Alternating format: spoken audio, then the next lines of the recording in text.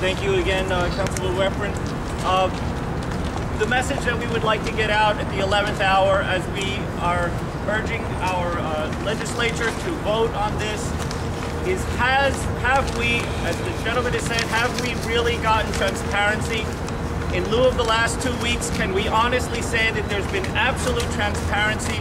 Are the promises that are going to be made because of this 11th hour, are they really going to come true?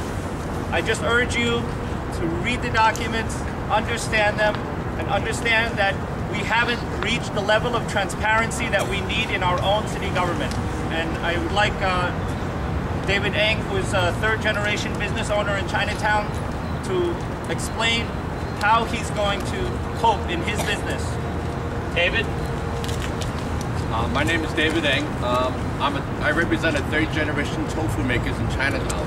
My daughter here hopefully would be the fourth generation. I know that the bulk of the businesses in Chinatown are mostly in the food service business, and they rely heavily on all the merchants from all the parts of the city to come in to get goods and services. With a congestion pricing tax, that won't happen anymore. It would be just too expensive for them to come in. They will go elsewhere. They will not come to Chinatown anymore. In addition, a congestion pricing tax will also increase the foods in the local supermarkets, in the local stores, where the local residents will pay a lot more. And the government does not need to tack on to the already increasing prices of food in Chinatown. I have an urgent plea for Assembly Speaker Sheldon Silver. Do not let this pass. Our livelihoods are at stake. And I have one more message for Mayor Bloomberg. If he wants to reduce congestion, get rid of the 20,000 blanket parking permits that clog our cities every day. All right. Yeah.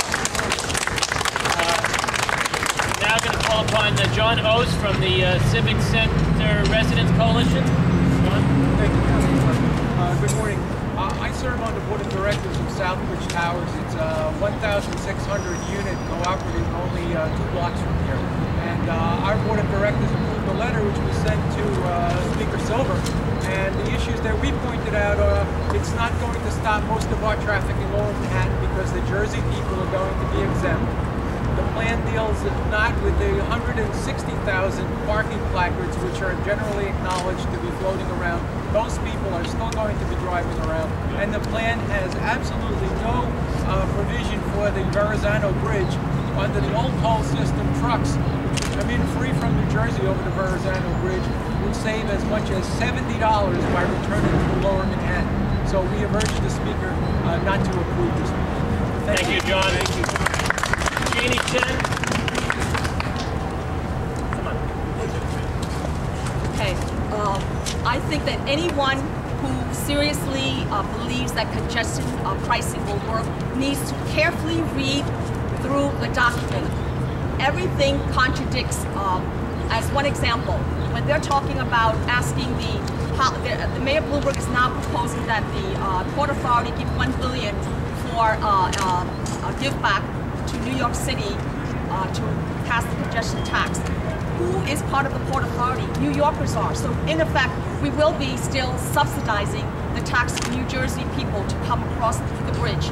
Look carefully at the plan. Listen to, read the papers, and really understand what this means, because there's been so much confusion, and the mayor has been misleading the city, and unfortunately this terrible proposal has pit environmentalists against each other, neighbors against each other, families against each other, neighborhoods, and special interest groups against each other. So please do not support this tax. Thank you. Thank you, Jeannie. And the last speaker, and then I'm going to answer questions, is Jonathan Judge. Introduce yourself. Hi, good afternoon. My name is Jonathan Judge, and I run StopNYCCongestionTax.org. And I'm here to tell you as a Brooklynite that this is absolutely the wrong policy for New York City, where over a third of the burden will be placed on commuters who drive into Manhattan from Brooklyn and from Queens. This is the wrong policy for the city of New York economically. It's the wrong policy for working families and middle-class families who are just trying to get along in their daily lives. And it's the wrong policy for small businesses who are trying to make their way up the economic ladder.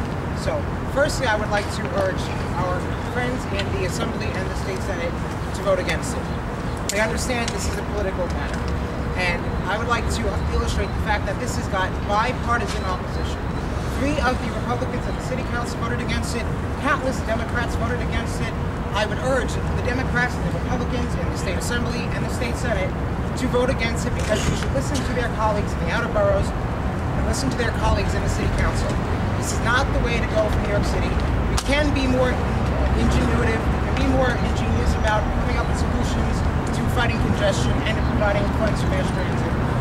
So it is very important that we do not shove this tax down people who are working hard in the city to make a living, who are working hard to make this a successful city, and shove this tax down their throats when they're not able to pay for it. We can do better, and I urge our friends and colleagues in the State Assembly and in the State Senate to realize that and do the same.